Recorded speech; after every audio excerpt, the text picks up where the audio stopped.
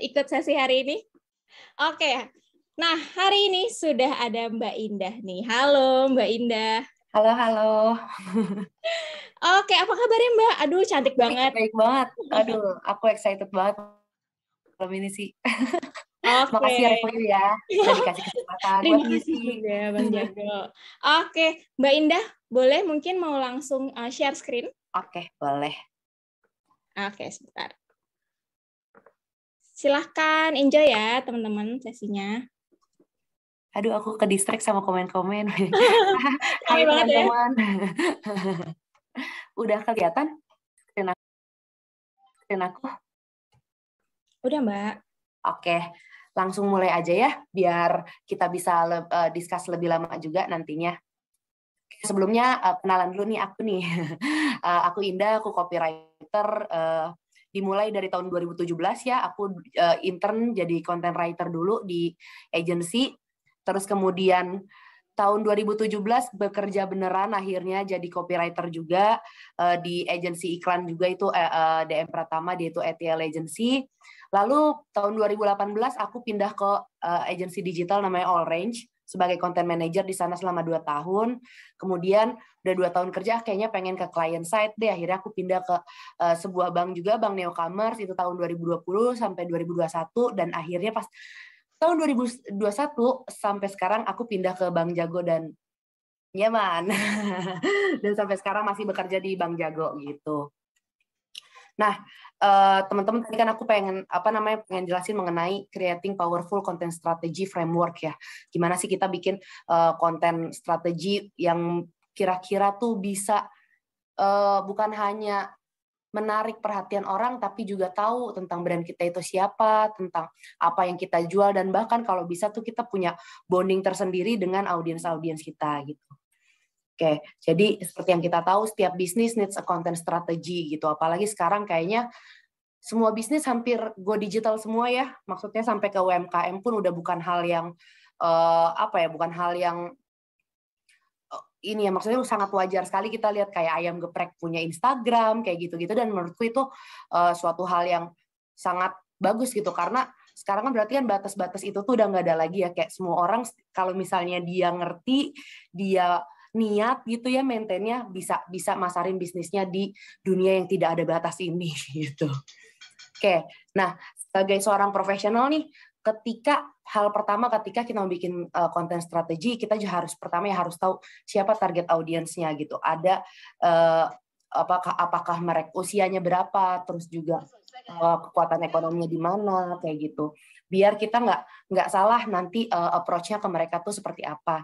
Dan juga kita harus tahu juga nih ada yang namanya buyer's journey gitu. Jadi ketika seseorang mengenal sebuah brand, inilah journey-nya dia. Berawal dari awareness dulu nih teman-teman ya. Di awareness ini itu benar-benar yang kayak pertama kalinya orang tertarik atau ada brand, misalnya ada brand namanya Bang Jago kayak gitu kan. Itu pertama kali mereka cuma aware gitu. Terus setelah aware ada namanya interest gitu. Tertarik gitu kan, kayak ada Bang Jago punya apa nih kayak gitu. Nah, untuk di 2 fase awal ini nih, aware dan interest, ini ada beberapa output atau misalnya konten-konten yang digunakan untuk menarik orang-orang ini. Ada blog artikel, kalau kita lihat ads baik di YouTube ataupun misalnya di live kayak gitu, di video, ada social media, terus misalnya banner-banner ads gitu atau infografik-infografik gitu. Nah, kemudian untuk menarik interest, kita punya blog, terus juga ada FAQ kayak gitu kan, biasanya kalau misalnya kita buka website, kita lihat nih FAQ-nya apa aja sih yang biasanya orang-orang tanyain kayak gitu. Bisa juga lewat webinar, target ads, atau promo or giveaway gitu. Nah, setelah tertarik, pengen nih orang-orang kayak gimana, ini yang di sini nih free trial nih biasanya nih, yang kayak cobain 7 hari gratis atau seperti apa kayak gitu. Kemudian abis itu action. Action ini nih ketika orang-orang sudah mengambil, oke, gue download, terus kayak nyobain segala macam, abis itu ngeliatin review-reviewnya di App Store, kayak gitu. Terus kayak di forum-forum, misalnya kayak yang emang di, biasanya kan tuh ada tuh misalnya kita Google ya langsung ya kayak, Bang Jago aja, terus kan nanti kelihatan ya siapa aja, bagaimana nih pendapat orang-orang mengenai bank ini gitu. Habis itu setelah kita udah action, udah install, udah nyobain segala macam, baru deh kita masuk ke tahap loyalty. Loyalty ini di sini orang-orang yang memang sudah menggunakan gitu. Makanya untuk agar orang-orang ini stay loyal gitu kan, tetap pakai Bank Jago terus ya, kita ada namanya referral program, survei, event, ada bundles juga, ada social media, ada juga newsletter yang bisa di email-email gitu.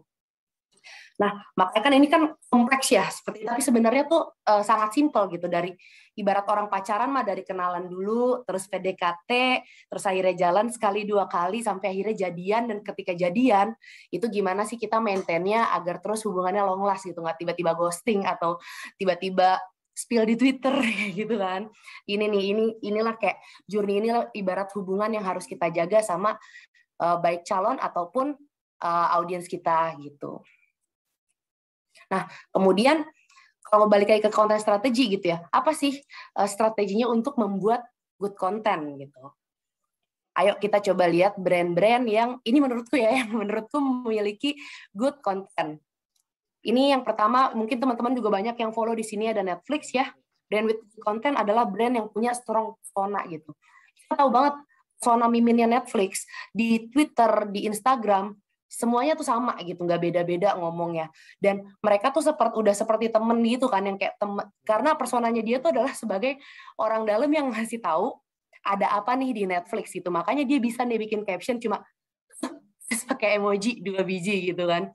Terus kayak pakai kata-kata kayak gedek gitu. Itu kan sebuah kata yang mungkin itu lebih dari casual gitu, yang emang bahasanya tuh bahasa sehari-hari banget gitu. Mungkin aku juga kayak maksudnya di kantor jarang ngomong gedek gitu ya. Tapi ini tuh bener-bener bahasa rumahan yang ngerasa kita tuh dekat sama si miminnya ini gitu. Terus juga kayak ya ini contoh lainnya di Twitter, mentang-mentang udah terlatih ngurus 6 bocah gitu. Padahal dia lagi promoin filmnya kayak gitu.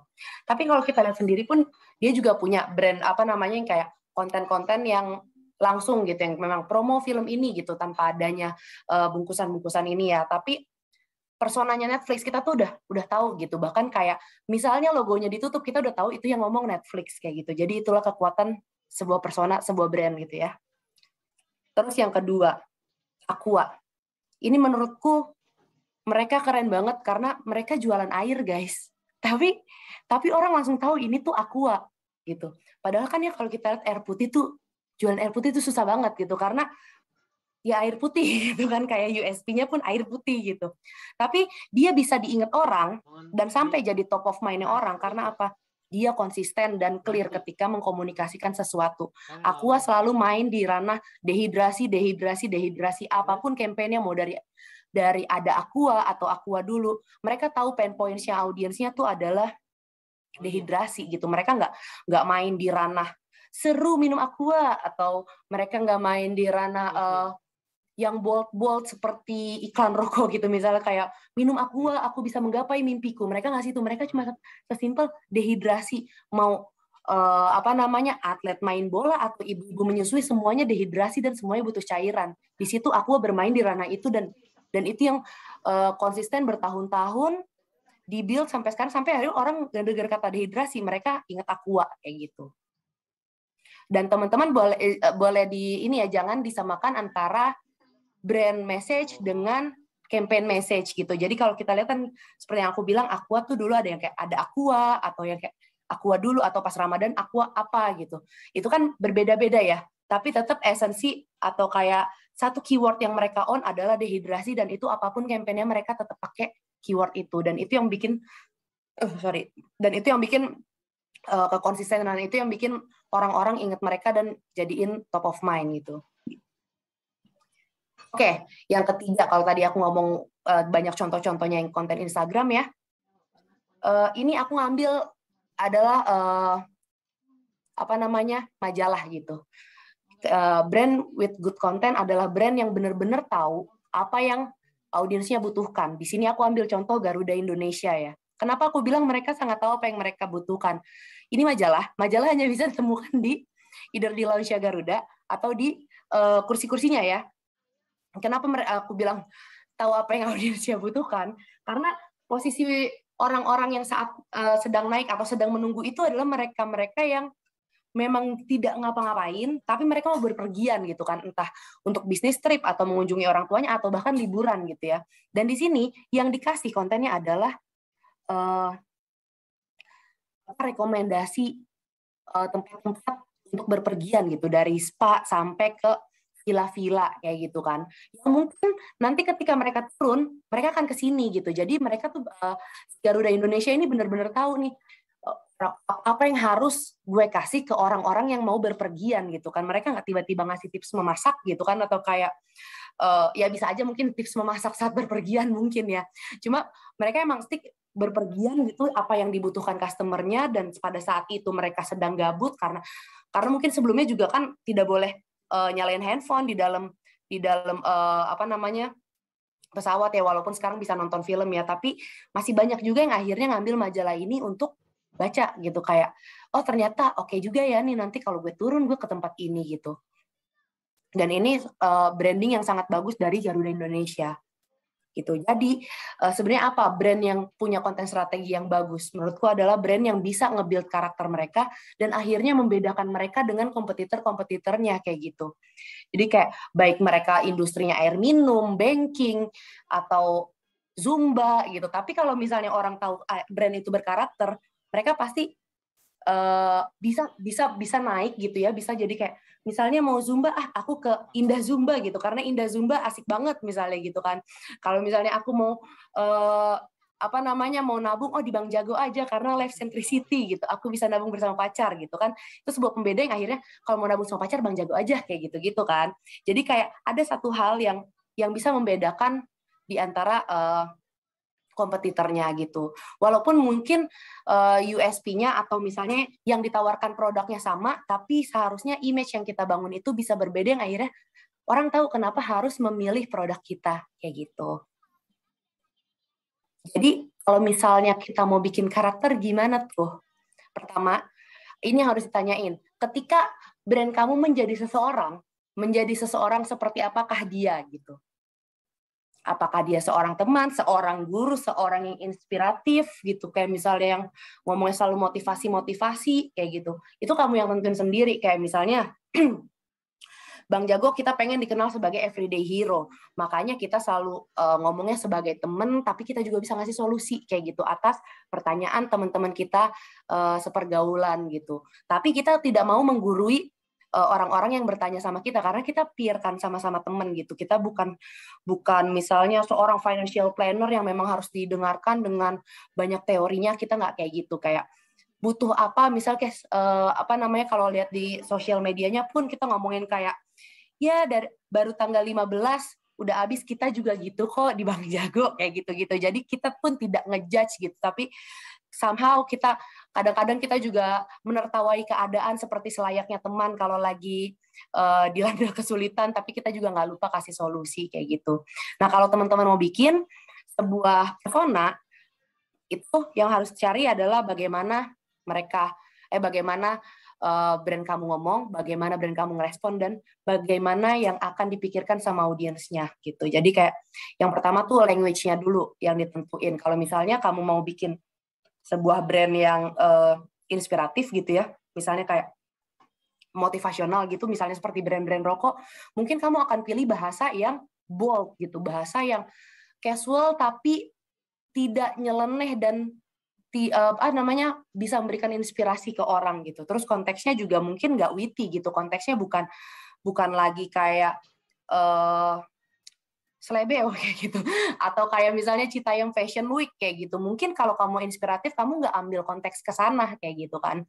Terus kayak dominant traits-nya kayak gimana nih? Apakah brand kita itu mau dikenal sebagai brand yang humble atau brand yang der kayak gitu, yang kalau orang lihat tuh langsung langsung kayak wah keren banget gitu, yang apa namanya kayak bold kayak gitu. Itu juga harus dilihat sih traits-nya tuh sebagaimana, mau kayak gimana kayak gitu. Terus kemudian kita juga ini lumayan menolong ya untuk biar brand kita dikenal sama orang gitu. Kita punya signature. Ini nggak semuanya harus, cuma ini formula ini lumayan membantu beberapa konten untuk diingat orang. Kalau teman-teman tahu, ini ada PNG, dia mau kayak gimana pun kontennya gitu, tapi storytelling-nya dia tuh punya signature gitu tentang kasih ibu yang bisa nge-empower anaknya sampai jadi best version dari anaknya itu sendiri gitu. Ini di sini mungkin waktu itu pas lagi Winter Olympics kalau nggak salah. Terus yang kedua, signature pun nggak hanya dari storytelling, lain aja kayak gini, Line Today gitu ya. Kayak Line Today kita tuh tahu, walaupun sekarang udah nggak ada gitu ya. Ini aku nggak ngomongin logo, tapi kita tahu formatnya Line Today itu seperti apa kayak gitu. Dari format headline-nya kayak geger kayak gitu, atau bahkan kayak format yang kayak frame-nya terus ada foto di tengahnya, terus bawahnya ada headline yang menendang, menonjok, jedar-jeder kayak gitu. Nomor 5 membuat kamu geleng-geleng, itu kan Line Today banget kan. Teman-teman juga bisa kok bikin signature headline seperti itu kayak gitu. Terus kalau mungkin kayak banyak juga ya akun overheard gini dan semuanya sama kan ya. Kayak hanya template putih kosong, terus ada kutip, ada quotes-quotesnya atau obrolan-obrolan yang kedengeran gitu, nggak sengaja didengar atau emang kita nguping gitu ya. Tapi orang tahu ketika melihat ini, oh itu adalah overheard gitu, walaupun hanya tulisan gitu. Tapi mungkin ketika overheard itu keluar pertama kali, di konsep overheard itu keluar pertama kali, itu menjadi sesuatu yang lumayan eye catching gitu, karena di saat semua orang di kolom Instagram itu foto cantik-cantik, bagus-bagus, makanan bagus-bagus segala macam, estetik, dia cuma keluar dengan background putih dan tulisan, dan orang langsung tahu oh itu overheard gitu. Kalau kita ngomongin seperti ini, kita juga banyak yang sekarang mungkin ada kayak Menjadi Manusia, nanti kita cerita tentang hari ini gitu, even font-fontnya tuh kita tahu bahwa tanpa kita ngelihat logonya, oh ini tuh yang lagi ngomong siapa kayak gitu. Nah ini mungkin teman-teman juga boleh nih mulai mencari kira-kira apa ya yang bisa jadi signature aku nih kayak gitu, dan juga brand aku yang kira-kira orang bisa tahu kalau misalnya ini adalah konten yang aku keluarkan kayak gitu. Nah, terus kemudian ini ada 3 steps to build a content creation framework ya. Sorry, itu tadi harusnya bukan 5. Yang pertama itu ngekonsepin konten gitu ya. Terus kedua determine timeline. Terus ketiga kita bikin workflow. Kita mulai dari yang pertama dan lumayan agak tricky ya, karena ini mungkin yang paling penting saat bikin konten. Jadi gimana sih ngekonsepin konten? Ini aku bikin sebuah konten concepting house. Mungkin bisa kalau misalnya teman-teman udah tahu sebelumnya ada juga yang namanya konten pilar gitu ya. Tapi ini aku pengen nge-breakdownin sampai jadi sebuah house gitu ya. Jadi yang pertama ketika kita mau ngonsepin konten, secara keseluruhan nih, ibaratnya kita mau bikin rumah buat Instagram kita, maka rumah itu akan jadi seperti apa ya. Jadi pertama kita tentuin dulu objektifnya, apa atau tujuannya, apa aja yang pengen aku achieve dari akun Instagram ini kayak gitu. Kemudian setelah kita menemukan apa aja yang mau kita achieve dari akun Instagram ini, misal kayak gue pengen nge-educate orang, aku pengen engage sama orang-orang, pengen juga kayak ngasih promo ke orang-orang dan segala macamnya, itu bisa kita taruh di objektif gitu. Dan objektif ini tentu bisa lebih dari satu ya teman-teman ya, karena kita bisa lihat sendiri kalau sosial media sendiri kan itu kayak udah multifungsi banget ya, bahkan bisa jadi apapun gitu sekarang. Bahkan chat DM aja tuh bisa jadi konten gitu. Terus yang kedua adalah content type. Apa sih tipe-tipe konten seperti apa aja yang mau kita masukin di sana untuk nge-achieve tujuan atau objektifnya itu. Dan yang terakhir yang paling vital nih teman-teman adalah siapa, kita mau ngomong sama siapa kayak gitu, target audiens kita siapa di sosial media ini. Dan target audiens itu tuh bisa lebih dari satu jenis orang ya, atau satu tipe orang ya kayak gitu. Jadi kalau bisa jangan disamakan gitu, karena biasanya tuh mereka punya pain points atau punya kesulitan dan juga punya aspirasi yang berbeda-beda. Misal contoh, aku jual minuman ini nih, minuman diet gitu ya. Aku nggak bisa tuh ngomong cuma kayak, oh target aku adalah orang gendut, nggak bisa kayak gitu. Aku juga gendut, tapi aku yang gendut dan teman aku yang gendut, pasti beda kan ininya kebutuhan kita atau cara kita melihat diet itu sendiri gitu. Oke, biar nggak bingung, aku langsung kasih contohnya ya teman-teman. Ini sampel aja ya, aku coba ceritanya nih, kita jadi tim kreatifnya Netflix Uzbekistan tahun November 2028. Misalnya Netflix pengen punya, ada 4 tujuan Netflix membuat sosial media gitu. Pertama, Ya of course buat kenalin film-film baru. Terus yang kedua, gue pengen deh ini nih jadi media buat orang dalemin industri perfilman, boleh-boleh aja gitu. Terus yang ketiga, bikin audiensnya makin akrab dengan brandnya, ya boleh aja gitu. Terus yang keempat, tujuannya adalah untuk ngajakin orang-orang upgrade kayak gitu, pakai nontonnya jadi yang biasa single jadi family kayak gitu bisa aja. Nah, content type itu adalah angle yang pengen aku kasih kayak gitu di sini. Aku bisa aja nih menyampaikan konten-konten ini dengan 3 cara. Ada yang informatif, ada yang entertaining, ada yang eye-opening. Informatif itu aku ngasih info-info tentang apapun itu, kayak dari film terbaru, dari fun fact industri perfilman, kayak gitu kan.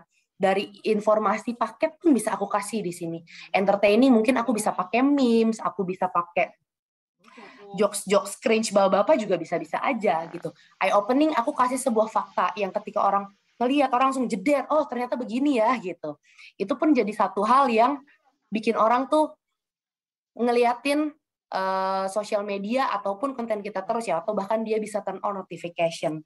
Nah, ini yang aku bilang target audience itu harus dibedain karena pasti nanti kontennya berbeda kan ketika kamu bikin konten buat satu orang yang ini dengan yang ini beda nih. Jadi kalau misalnya ini ceritanya aku di brand timnya Netflix, aku akan bikin 5 ini. Pertama di Explorer gitu. Ini siapa? Ini orang-orang yang hobi banget nyari atau ngulik tontonan baru. Ya. Terus pastinya beda dengan binge watcher. Itu orang-orang yang punya waktu luang banget buat namatin series. Bukan hanya cuma di weekend, bahkan di weekdays bisa gitu, yang memang suka maratonan. Terus popular searcher, itu orang-orang yang nonton pas filmnya lagi populer aja gitu. Tapi dia nggak mau tuh ngulik-ngulik kayak tiba-tiba dokumenter Neymar atau nonton-nonton film-film yang memang nggak ada di top 10-nya kayak gitu. Dia nggak akan tuh nonton kayak gitu. Terus kan pasti kan apa yang dia butuhkan beda ya. Nah terus ada juga busy guy gitu, yang kalau nonton cuma sesekali aja, kalau nonton juga nggak habis, cuma sekedar nonton buat nemenin makan siang. Ini juga nggak apa-apa ada, karena dia juga tetap loyal kan gitu ya, dan tetap buka setiap hari walaupun sedikit-sedikit, tapi tetap harus kita maintain dong orang seperti ini gitu. Terus yang terakhir adalah the loyalis, ini yang udah die hard fans film atau genre gitu ya. Kalau mungkin di sini yang suka Star Wars atau Game of Thrones yang sampai fansnya, wah ayo kita tweet war atau apa kayak gitu, yang udah bener-bener die hard gitu ya, itu kan juga berbeda, harus ditreatnya berbeda. Makanya dari itu tipe konten yang kita kasih pun ke mereka pun berbeda-beda, hal yang kita omongin ke mereka pun berbeda-beda. Kayak contoh misalnya kalau aku ngomong ke The Loyalist gitu ya, mungkin kalau yang basicnya kita bisa bilang, kamu tim Star Trek atau Star Wars kayak gitu. Padahal tweet kayak gitu aja, tapi bikin orang pengen berantem gitu kan. Tapi itu yang kayak yang akhirnya tuh kita kasih fun fact tentang filmnya mereka gitu yang orang nggak tahu kayak gitu. Itu pasti akan nge-entertain mereka banget kan. Mungkin bukan mungkin ya, pasti, tapi konten seperti itu tidak attract ke busy guy gitu, karena memang dia ke sana cuma buat cari tontonan makan siang gitu. Mungkin apa yang bisa kita kasih ke busy guy gitu, mungkin kita bisa kasih 10 rekomendasi film untuk makan siang saat tanggal tua gitu, biar makan siangnya terasa lebih enak gitu. Jadi mungkin si busy guy ini makan Indomie, tapi kita kasih liatin yang si Master Chef kayak gitu-gitu. Itu kan juga bisa ya. Jadi kayak kita bisa ngasih apa yang mereka butuh dan apa yang mereka suka. Jadi nggak general gitu. Oke, kemudian setelah konsepin konten, ini teknis, tapi ini juga penting, yaitu determine a timeline ya. Jadi kayak kita harus ngeset dulu nih timeline, high level timeline-nya ya. Jadi kayak bener-bener kira-kira ketika suatu campaign atau content series itu berjalan akan seperti apa timeline-nya. Banyak yang menyepelekan di sini, tapi akhirnya banyak yang miss deadline. Konten-konten yang seharusnya bukan konten sulit untuk diproduksi, tiba-tiba jadi mundur, dan akhirnya campaign-nya pun tabrak-tabrakan. Terus misalnya lagi harusnya campaign-in, misalnya harusnya kita ngepost ini selama seminggu nih, 1 grid, tapi karena mundur, tiba-tiba jadi keseling karena ada satu promo yang harus banget naik kayak gitu. Itu kesalahan-kesalahan yang sebenarnya sepele banget, tapi masih sering diabaikan orang sampai akhirnya tuh masih sering dilakukan gitu. Jadi timeline itu penting banget, dan kalau bisa memang langsung langsung besar gitu ya. Mungkin bisa dimulai dari 1 bulan, atau bahkan kan kalau marketing ada marketing kalender 1 tahun gitu, atau per quarter kayak gitu tuh. lebih baik dibikin dari awal bersama dengan rekan-rekan. Dan juga jangan lupa di setiap tanggalan juga jangan hanya dikasih tanggalan doang gitu, tapi tuh juga ditulisin apa yang mau kita achieve di tanggal ini kayak gitu, production-nya akan seperti apa dan siapa yang bertanggung jawab untuk di tanggal ini gitu. Kayak misalnya apakah sekarang masih di copywriter, kalau di tanggal 24 di copywriter, di tanggal 26 berarti harusnya udah di art director misalnya kayak gitu. Itu harus jelas biar nggak saling lempar-melempar. Nah, juga kita bisa juga kok pakai project management tools ya. Jadi misalnya kalau teman-teman mungkin udah pernah coba Trello atau Notion gitu kan, kayak ini bisa kita kolaborasi bareng teman-teman yang lain juga kayak gitu. Kalau udah selesai dipindahin, ini sangat mudah kok. Jadi seharusnya bisa dilakukan bareng-bareng kayak gitu. Nah, terus nih ada yang perlu di checklist-checklistin juga gitu. Terus pertama tahu scope project-nya tuh segede apa kayak gitu. Nah, kalau misalnya dapat project yang gede, kita masuk ke nomor 2, kita break project-nya tuh ke tas-tas kecil gitu loh. Kira-kira progresnya tuh jadi progres kecil, nggak usah langsung kayak nanti mau bikin video, iya video, tapi pastikan mulai dari storyline dulu. Di storyline kita masuk ke visual treatment-nya akan seperti apa, kita diskusiin lagi. Jadi misalkan kita punya 1 bulan gitu, memang beneran kita bagi jadi tas-tas kecil kayak gitu. Terus consider dependencies, terus calculate the time required for each task gitu, kayak berapa lama nih, misalnya gue bikin caption, disuruh bikin caption, kan nggak mungkin 1 minggu bikin caption, kecuali bikin caption buat 1 tahun gitu kan nggak mungkin gitu. Jadi kayak mungkin kayak kita juga punya benchmarknya gitu, bikin caption tuh butuhnya misalnya 30 menit untuk 1 caption kayak gitu. Misalnya storyline butuh 1 harian kayak gitu. Begitupun dengan saat teman kita ngedesain, atau misalnya saat take video itu berapa lama, terus belum lagi editing kayak gitu. Itu tuh mungkin kita harus punya kayak listnya biar sama-sama tahu berapa lama kayak gitu. Nah, terus assess the task to the right resources. Nah, untuk teman-teman sendiri nih, misalnya punya social media checklist nih, apa nih yang harus kita lakukan ya setiap harinya ya. Ini kayak daily banget, nggak boleh lewat gitu. Pertama, nggak usah bangun tidur sih. Nah, kita pertama kali buka laptop, ya kita harus reply ke semua orang dulu. Abis itu lihat mention. Terus monitor for keywords nih, lihat mungkin kayak buka Twitter, buka TikTok, ada apa nih tren-tren baru kayak gitu. Terus kita schedulein updates kita. Terus kayak lihat juga other profiles, baik yang satu industri atau yang industri berbeda. Itu kita lihat tuh orang-orang tuh lagi ngapain sih kayak gitu. Karena hal yang paling mimpi buruk di sosial media saat kita menangani sosial media tapi kita nggak tahu apa tren di luar sana gitu ya. Terus habis itu mengkurasi konten-konten yang mau kita share gitu, kayak hari ini mau ngapain. Terus ada advocacy juga, itu kayak testimonial dari orang-orang, bisa kita kumpulin, bisa kita tanya, bisa kita tulis sendiri kalau orangnya nggak bisa nulis gitu. Tapi tetap kayak omongannya itu atau kayak testimonialnya jangan dibuat-buat atau bohong ya, karena itu akan menurunkan kredibilitas kita gitu. Engage with VIPs, bisa follow back juga gitu, connect with one new person kayak gitu. Let's say connect with one new person adalah ketika kita pasti tahu lah, misalnya megang sosmed sebuah brand gitu ya, ada orang yang emang loyalis yang selalu balas atau selalu responnya baik ke kita. Mungkin goals kita adalah 1 aja setiap hari, bikin 1 orang lain selain orang itu untuk menjadi orang itu gitu. Dari 1 loyalis mungkin kita punya 2 loyalis gitu. Yang setiap Bang Jago posting, mereka kan love. Mereka tuh ya kayak, aku pun mungkin ketika aku suka dengan brand dan ketika direspon dengan baik, pertanyaanku dijawab, kayak brand love-nya tuh akan tumbuh dengan sendirinya kayak gitu. Karena again nggak ada orang yang mau berinteraksi dengan brand. Orang tuh pengen berinteraksi dengan persona yang dibangun oleh brand tersebut gitu ya. Oke, kemudian create a workflow gitu. Bikin konten tanpa workflow itu ada pusing sekali ya guys. Jadi kayak nih, kalau misalnya kalian bingung nih, ini workflow-nya sudah bener atau enggak ya, kontennya ini udah sesuai atau belum ya. Ini ada 3 pertanyaan sih, kayak udah berapa kali project ini di-review, baik sama atasan kalian, baik sama teman-teman yang kerja bareng, udah berapa kali. Kalau misalnya udah berkali-kali tapi tidak ada progres, kenapa gitu? Apakah pada saat meeting itu tidak ada yang ngambil decision gitu? Kalau kayak gitu harus apa solusinya kayak gitu? Jadi kayak itu harus di ini sih harus emang benar-benar dicari. Kalau misalnya aku sendiri, kalau ini benchmark untuk aku, mungkin setiap orang beda-beda ya, tapi kalau aku sendiri, kalau misalkan kita sudah 2 kali ngomongin hal yang sama, dan permasalahan kita tidak berkembang, maka ada yang salah dengan cara kerja kita gitu kan. Harusnya, memang pasti setiap regroup, itu harusnya pasti ada permasalahan, tapi harusnya masalahnya tuh berkembang gitu, nggak kita ngomongin hal yang sama berulang-ulang kali, apalagi kalau misalnya itu sampai berminggu-minggu ya, itu sebenarnya udah salah gitu.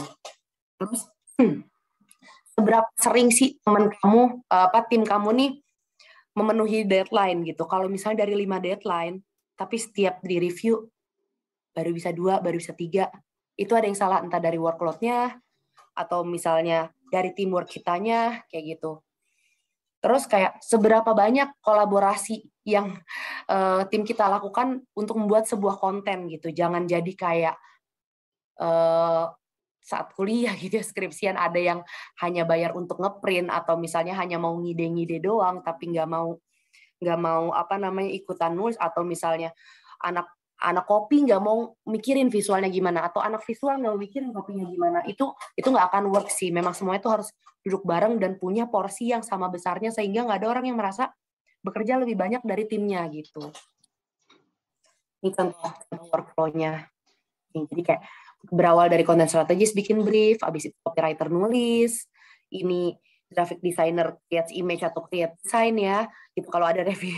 Terus habis itu udah sampai sini kita review bareng-bareng baik sama creative lead-nya atau dan juga teman-teman yang lain gitu. Kalau misalnya ada revisi ya kita revisi 2 kali revisi, itu biasanya 2 kali revisi itu normalnya ya. Cuma ada beberapa project yang memang kita harus revisi lagi untuk nemuin output yang tepat kayak gitu. Dikasih ke project manager, itu nanti dia upload segala macam, terus di review lagi, ada juga kalau misalnya di startup sering banget adanya namanya testing gitu ya, atau A/B testing gitu, kayak jenis konten seperti apa yang lebih disukai oleh audiens kita, itu juga sering kita lakukan, kita bisa dipublish kayak gitu. Oke, dan nggak terakhir juga sih. Ini organize and store your content ya. Teman-teman, kita sudah di digital, cuma aku tuh masih beberapa kali sering, aduh filenya hilang, apa. Itu kayaknya kita udah nggak boleh lagi ngomong alasan seperti itu ya, karena sekarang udah banyak banget tempat kita buat ngedrop file yang bisa diakses bareng-bareng gitu ya, dari cloud, dari Google Drive gitu kan, atau Dropbox gitu.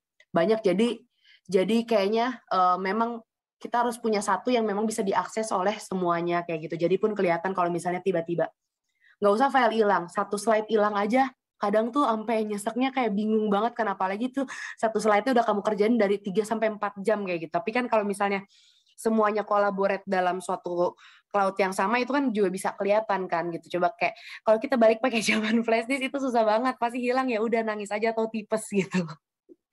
Jadi ini hal kecil tapi sering banget orang lupa tentang si organize dan store your content kayak gitu. Nah, udah tadi ngomongin workflow segala macam, ini sih menurutku beberapa 5 content creation mistake yang biasanya dilakukan. Yang pertama, semua brand pada saat ini pengen relevan sama audiensnya ya. Pengen riding every trend, tapi jangan pernah kita nge-riding trend tanpa mengetahui nih, kayak ini tren ini nih cocok nggak sih dengan purpose ataupun positioning kita gitu. Kayak misalnya Bang Jago gitu. Bang Jago Life Finance Solution, tiba-tiba kita mau tap-in ke Citayam Fashion Week gitu. Kayak nggak salah. Cuma itu kan memang anak SMP ya, SMP, SMA gitu kan, yang jelas aja itu maksudnya target audiensnya tidak punya KTP dan tidak bisa bikin Bang Jago. Ngapain kita riding ke sana gitu kan. Bukan karena masalah trennya atau apanya, tapi memang bukan target audiensnya. Jadi ya buat apa kayak gitu, hanya untuk jadi omongan di sosial media, tapi ya buat apa gitu. Lebih baik ya kalau misalnya memang kita mau riding trend, yang memang sesuai dengan target audiensnya, sesuai dengan tujuan kita yang selama ini kita komunikasiin tuh apa, sama positioningnya tuh ada di mana kayak gitu. Yang kedua, controversial approach. Banyak brand yang melakukan itu sekarang. Banyak juga yang fail. Tapi sebenarnya itu tuh masih jadi hal yang diperbolehkan gitu ketika kita melakukan sebuah approach yang kontroversial. Tapi jangan maksudnya kayak jangan melakukan approach kontroversial tanpa ngasih solusi kayak gitu, atau tanpa ngasih bigger purpose. Itu tuh akan jadi blunder sendiri buat brand kalian. Kita udah lihat berapa banyak brand yang mencoba seperti itu tapi akhirnya flop sendiri dan akhirnya berbalik ke mereka gitu, karena memang brandnya itu bukan solusi dari controversial approach-nya mereka, jadi nggak worth it untuk dilakukan gitu. Oke, terus yang ketiga, good creative will never cover a shallow idea. Kita pernah tahu pasti yang kayak kreatifnya bagus banget, tapi apa ya, ide utama dari kreatif itu ya nggak ada gitu, atau idenya nggak jelas aja. Mungkin sekedar lucu aja tuh juga enggak gitu, kayak idenya kayak B aja gitu, tapi kreatifnya mungkin bagus banget, kayak desainnya bagus banget. Akhirnya yang ya tidak akan tidak akan attach sama emosional seseorang gitu loh, karena ya nggak ada purpose yang mau disampaikan, nggak ada message yang kuat untuk disampaikan, ya akhirnya sayang aja gitu, hanya jadi sebuah karya yang bagus. Terus yang keempat, don't copy someone's idea, steal it. Steal it dalam artian gini, ada beberapa, kalau misalnya kita lihat di sosial media banyak konten yang sama-sama. Tapi ketika steal, kita tuh bisa ngasih karakteristik kita di konten tersebut gitu. Jadi bukan hanya sekedar ngopi aja gitu kan, kayak iya Bang Jago adalah bank lain dari versi lain dari bank ini, kan nggak mau dibilang seperti itu kan, atau misalnya sebaliknya kayak gitu. Jadi kayak jangan, memang ketika membuat sesuatu memang itu ada idenya gitu ya, walaupun mirip dengan ide orang lain, tapi kita juga harus make sure gitu loh, apa yang jadi karakteristik kita di sini kayak gitu. Terus yang terakhir, one size fits all won't work, optimize the mobile atau tempat-tempat lainnya. Jadi kayak misalnya aku punya sebuah kreatif yang oke banget nih buat di billboard. Ya udah, mungkin itu oke-nya di billboard gitu. Kenapa aku harus memaksakan kreatif yang oke di billboard itu ada di banner-banner berita yang kecil-kecil segini gitu.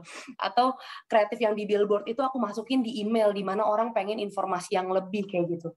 Itu kan nggak works ya. Jadi kayak setiap size itu punya placement-nya masing-masing, punya objektifnya masing-masing, berjalanlah dengan caranya masing-masing kayak gitu. Jangan masa konten Instagram kita taruh billboard, kan aneh juga gitu. Jadi memang harus disesuaikan sesuai dengan kebutuhannya. Jangan udah oke main tempel di aja gitu.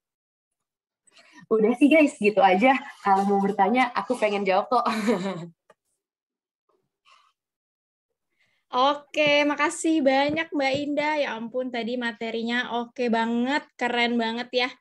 Oke, gimana teman-teman tadi materi hari ini? Keren banget loh Mbak, aku ikut belajar lagi gitu tadi sesinya Mbak Indah. Aku deg-degan dari tadi. Gak apa-apa, ya wajar. Tapi keren banget loh Mbak. Terima kasih ya Mbak Indah udah sharing sama teman-teman semua di sesi hari ini. Oke, Mbak, kita kayaknya masuk ke sesi Q&A nih. Udah banyak banget pertanyaan yang masuk, tapi mohon maaf ya teman-teman, sekali lagi kalau kita nggak bisa jawab semua pertanyaan yang ada. Tapi ya semoga pertanyaan yang dijawab malam hari ini terjawab ya teman-teman, oleh yang misalnya pada penasaran juga gitu. Oke, Mbak, langsung aja nih. Pertanyaan pertama. Udah siap, Mbak? Ya udah. Ih, bagus nih. Oke, pertanyaan pertama nih. Tren sosial media saat ini alami pergeseran di mana user sosmed hanya fokus dalam waktu 3 detik awal. Gimana dari tim Bang Jago mengimplementasikannya di sosmed, Mbak? Oke, dalam waktu 3 detik awal ya, apalagi ads nih ya. Ini aku langsung jawab aja ya. Boleh, silahkan Mbak. Karena kalau di Jago sendiri bener banget 3 detik awal itu yang paling kritikal gitu. Karena gimana? Karena udah lebih dari 3 detik orang nggak nge kan. Nah, makanya kita sering banget bikin hook-nya itu di 3 detik awal. Formatnya bisa beda-beda, tapi semuanya objektifnya sama. Apa yang bisa bikin orang nengok kayak gitu. Contoh, pada waktu itu kita bikin iklan untuk debit card ya. Terus kita di 3 detik awal kayak presenter quiz. Kayak kita bilang kayak, ayo coba tebak di mana letak nomor CVV di kartu Bang Jago. Terus ada 3, 2, 1. Dan itu waktu yang dalam 3 detik itu berapa banyak orang menontonnya, itu tuh di situ tuh lumayan banyak banget, karena secara nggak tahu ya, secara psikologis mungkin ketika orang dihitung gitu ya 3, 2, 1, dia tuh tahu bahwa akan ada sesuatu di sini gitu. Dan ketika dia dikasih pertanyaan, orang mungkin kan kayak di mana ya masih Vivi, entah dia nyari gitu, tapi dia akan menunggu untuk jawabannya kayak gitu. Bisa juga gini kalau teman-teman lihat di TikTok ya. Ini kayak aku sering banget kayak misalnya orang Indonesia tuh suka fun fact, entah kenapa suka banget fun fact gitu ya, kayak misalnya kayak gini. Kalau di depannya udah ada tulisan kayak 5 hal yang apa gitu, misalnya di TikTok kan kayak 5 hal yang akan aku lakukan ketika aku bertemu dengan diriku di umur 20 tahun kayak gitu. Itu tuh akan dilihat gitu karena mereka tuh menunggu kelanjutannya tuh apa gitu kan. Atau mungkin kayak zodiak itu kan sering banget. Jadi menurutku banyak banget caranya. Misal kamu bikin iklan gitu ya di lift, 3 detik awal kamu isiin itu juga orang di lift akan nengok gitu selama 3 detik gitu. Yang penting adalah gimana cara itu dapetinnya itu sih. Kayak gitu. Tadi yang kayak berasa dipanggil ya Mbak, kayak Iya, apa dipanggil nih? sama pengharum ruangan Mbak biasanya tuh. Sama pengharum ruangan, lucu banget. Oke, thank you Mbak Indah buat jawabannya. Terima kasih juga untuk pertanyaannya. Kita move ke pertanyaan selanjutnya nih dari Hani. Halo Kak, izin bertanya. Dalam membuat suatu konten, kendala apa sih Kak yang paling susah saat membuat konten yang bagus dan menarik konsumen? Wah, ini kayaknya frequently asked question nih Kak. Terima kasih. Kendala paling susah ya, menurutku itu satu sih, saat kita tidak mengerti audiensnya siapa gitu. Karena saat kita tidak mengerti audiensnya, kita tuh nggak tahu apa yang dia pengen, apa yang jadi pain points-nya dia, apa yang jadi aspirasinya dia, itu tuh kita nggak tahu. Dan ini kesalahan yang sering banget dilakukan orang. Saat dia nggak tahu, dia tuh dia tuh berasumsi atau ngambil stigma-stigma, bukan dia riset atau ngobrol dengan target audiensnya kayak gitu kan ya. Misal aku ini let's say aku bukan orang yang familiar dengan mudik. Terus tiba-tiba aku disuruh bikin konten untuk orang mudik gitu. Padahal kan kayak insight-nya mungkin kita banyak menemukan insight ya kalau kita paham audiensnya. Mungkin aku bisa bilang insight-nya orang mudik itu adalah walaupun macet-macetan, empet-empetan duduknya, mereka tetap mau cuma buat demi ketemu keluarganya. Itu insight, itu maksudku semua orang yang, itu fun fact yang maksudnya kayak semua orang walaupun tidak ada datanya gitu ya, tapi merasakan hal itu gitu, walaupun di apa namanya, saat mudik harus nahan pipis segala macam, orang melakukan hal itu gitu, mereka mau berkorban di jalanan demi ketemu keluarganya. Tapi kalau stigma, aku bilangnya kayak gini, orang mudik itu kan ini tahu, mudik cuma buat pamer sama keluarga di kampung, itu stigma gitu yang kayak kebenaran itu kita nggak tahu gitu kan, hanya dengar-dengar dari orang, tapi kita juga nggak tahu itu di lapangan orang mudik itu seperti apa kayak gitu. Jadi itu yang harus dihindarin sih sebenarnya, karena kalau misalnya kita nggak mengerti audiensnya lalu membuat asumsi-asumsi yang salah, itu akan jadi konten yang either kontennya itu cetek atau kontennya bisa jadi yang tenggelam sekali gitu loh. Jadi kayak apakah bisa jadi ofensif atau segala macam gitu sih. Menurutku kendala yang paling sulit di situ. Mengerti audiensnya. Oke, mantep banget jawabannya. Memang kadang orang itu selalu pengen dimengerti sih Mbak. Jadi agak betul. Oke, thank you buat Hani pertanyaannya. Kita move ke pertanyaan selanjutnya kali ya Mbak. Dari Jessica. Bagaimana cara kita sebagai digital marketer untuk menarik perhatian lebih para customer di tengah banyaknya kompetitor yang memiliki konten atau ide-ide kreatif? Oke. Gimana caranya sebenarnya kita cari referensi lebih banyak kayak gitu. Jadi mungkin kayak kita lihat nih referensi yang kayak dari yang trending, apa yang sedang dilakukan orang sekarang, kita lihat yang trendingnya gimana. Terus mungkin kita juga bisa tuh dari yang trending kita lihat yang sebelum-sebelumnya bagaimana kreatif itu yang works kayak gitu. Jadi memperbanyak referensi kita, bercanda dan ngobrol sama orang juga itu bikin lebih banyak konten bank gitu ya di kepala kita kayak gitu.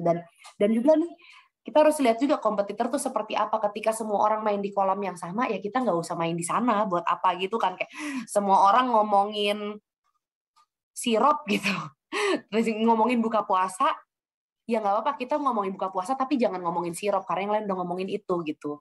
Kan bisa yang lain. Jadi pasti dalam memandang suatu kreatif itu kan banyak angle-nya ya, dan pinter-pinter aja nyari yang unik, yang belum di-touch sama orang kayak gitu sih.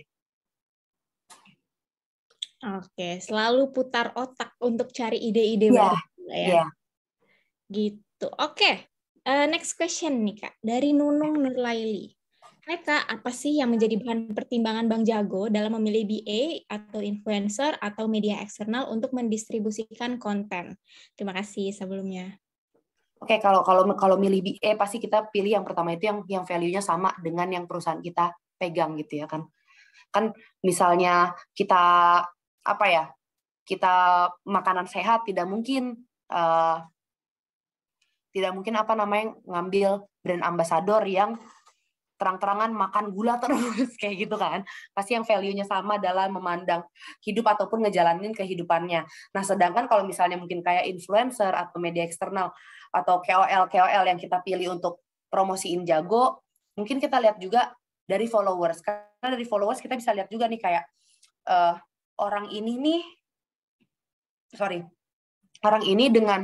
dengan followers sekian itu tuh cocoknya untuk ngapain? Apakah untuk nyebarin awareness-nya tentang Jago atau dia bisa ngajakin orang, nge-influence orang, nge-educate orang gitu ya untuk ngasih tahu tentang fitur-fitur Bang Jago. Karena beda ya teman-teman, maksudku banyak influencer yang followersnya banyak banget tapi agak kurang bisa ketika harus mengedukasi tentang step by step kah atau misalnya kayak keunggulannya apa itu dia kurang bisa gitu. Tapi kalau misalnya untuk kayak guys ada Bang nih namanya Bang Jago keren banget kayak gitu, itu dia bisa kayak gitu. Ada juga influencer yang memang udah punya bonding banget gitu ya, udah kayak die hard fans yang mereka ngomong aja itu usernya bakal ikutan gitu. Walaupun mungkin kayak followersnya tuh bukan yang sampai juta-jutaan gitu. Mungkin dia di 50.000 tapi 50.000-nya loyal gitu. Mungkin aja kita nggak pakai dia buat awareness, tapi kita bisa aja pakai dia untuk acquisition gitu dengan nyebar kode promo atau apa. Jadi pun jenis promosi yang kita lakukannya itu tuh disesuaikan juga gitu sama mereka. Jangan sampai kayak influencer tuh hanya jadi kayak billboardnya kita aja, karena sayang kan. Mereka kan juga nge-build citranya mereka, hubungan mereka dengan followers itu kan ada karakternya masing-masing ya. Dan menurutku kalau works itu ketika kita bisa memahami karakternya influencernya apa dan bagaimana cara menggunakannya sih gitu. Oke, mantep nih Mbak Indah. Nah, kayaknya kita langsung nih. Terima kasih Mbak Indah buat jawabannya lengkap banget tadi. Next, masih ada pertanyaan Mbak. Banyak yang bertanya hari ini. Oke. Pertanyaan selanjutnya nih Mbak dari Bima Satria. Bagaimana cara menyamakan kekuatan visual dan tulisan menjadi satu kesatuan yang padu sehingga audiens itu tertarik? Apa rumusnya untuk itu?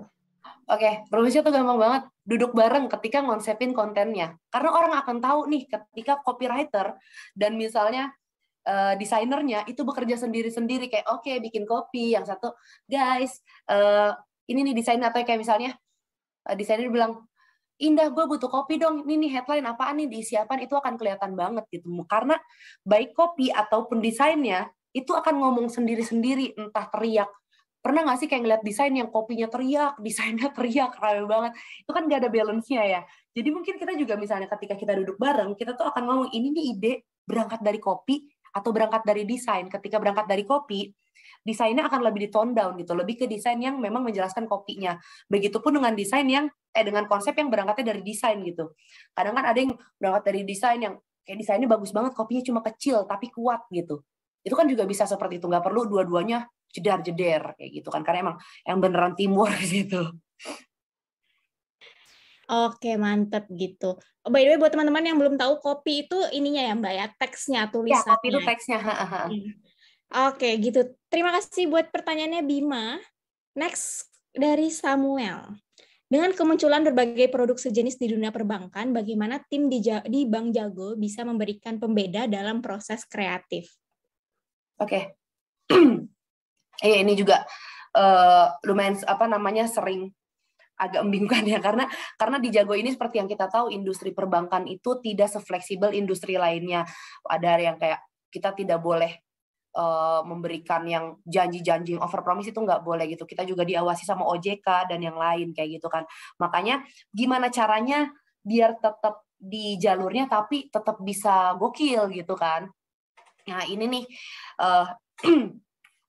yang kita lakukan gitu ya. Kalau misalnya bank lain kan mungkin kalau kita tahu ya memang perbankan kan biasanya kaku gitu ya, tapi Bank Jago bukan kita bandel, tapi kita bisa kok berkreasi dalam jalur yang tepat kayak gitu selama kita tidak nge-offense orang dan yang lain gitu. Kalau di Bank Jago sendiri apa pembedanya dengan bank-bank lain gitu ya? Kalau menurutku adalah dari tone of voice kita aja, maksudnya kayak dari cara kita berbicara kepada audiens kita itu sudah berbeda dari penggunaan. Mungkin kalau bank-bank yang lain mungkin masih ngomongnya saya dan Anda gitu. Di Bank Jago kita bukan lebih casual, tapi kita bisa lebih dekat dengan audiens kita dengan menyebut kamu atau jagoan kayak gitu.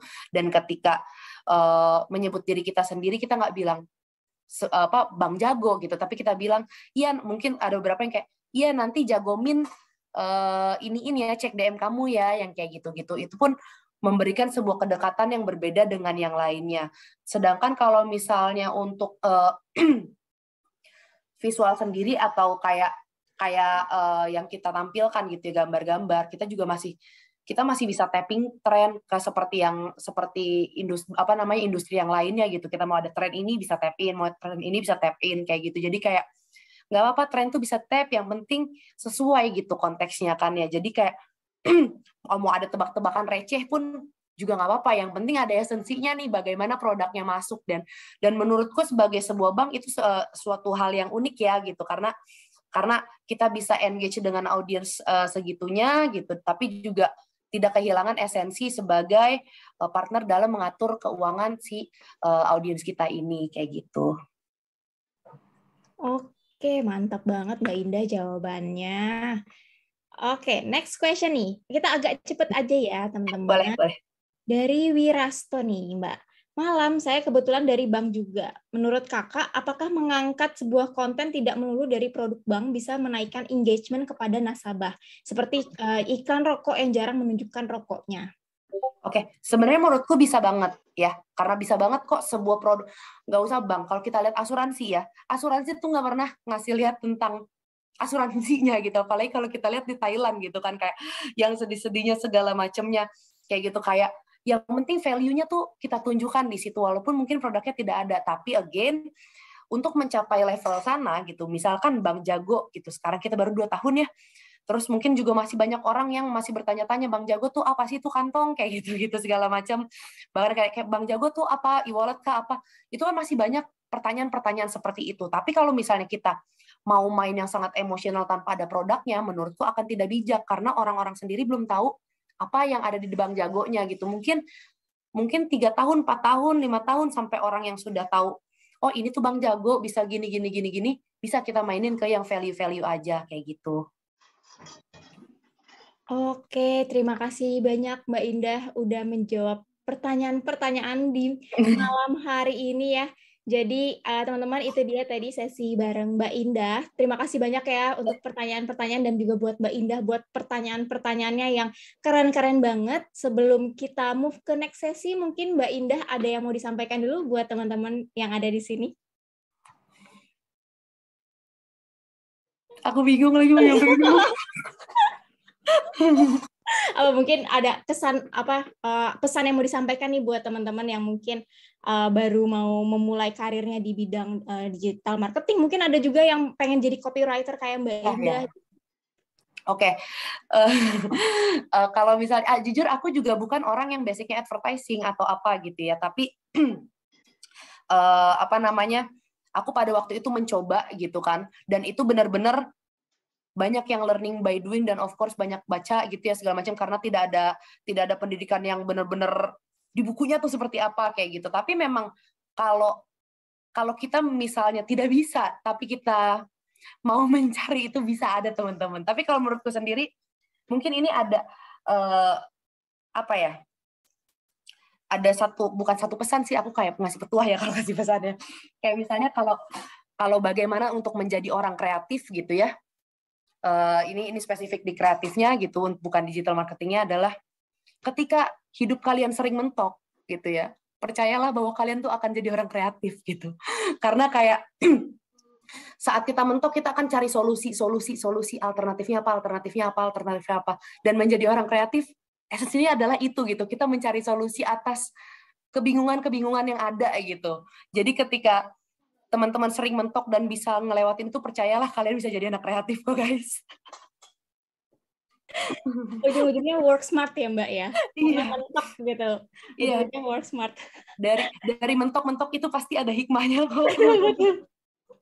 Oke, mantap banget Mbak Indah. Terima kasih banyak ya untuk waktunya malam hari ini. Udah sharing sama teman-teman semua yang ada di sini. Semoga nanti ke depannya nih teman-teman siapa tahu berjodoh ya dengan Bang Jago gitu kan. Bisa gabung jadi bareng sama Mbak Indah gitu siapa tahu kan. Terima kasih banyak ya Mbak Indah udah bantu sharing-sharing dan ilmunya juga nggak kalah keren ya malam hari ini teman-teman, langsung dari praktisi loh, langsung dari Mbak Indah nih di-share. Jadi boleh ya teman-teman di take notes untuk sesi hari ini. Terima kasih banyak ya Mbak Indah. Iya, aku senang banget tahu lihat komen-komennya. Iya dong. Boleh dong dilihat nih. Mungkin tadi Mbak Indah belum sempat baca-baca komen, boleh dibuka nih sekarang komen-komennya. Malu-malu. Oke, kalau gitu terima kasih banyak ya Mbak Indah untuk waktunya sekali lagi. Selamat istirahat Mbak. Iya, sama-sama. Oke, sekali lagi terima kasih buat tim Bang Jago yang udah menyempatkan waktunya nih buat sharing sama teman-teman semua di Digital Marketing Mini Course di malam hari ini. Oke, teman-teman, kalau tadi kita udah belajar banyak banget ya. Jadi sekarang aku mau share sedikit nih terkait Revoyu Digital Marketing Program. Mungkin tadi teman-teman juga udah makin tertarik nih, oh kayaknya pengen deh jadi copywriter gitu. Mungkin yang sekarang jadi makin terinspirasi. Mungkin salah satu caranya bisa dengan ikut Digital Marketing Program gitu.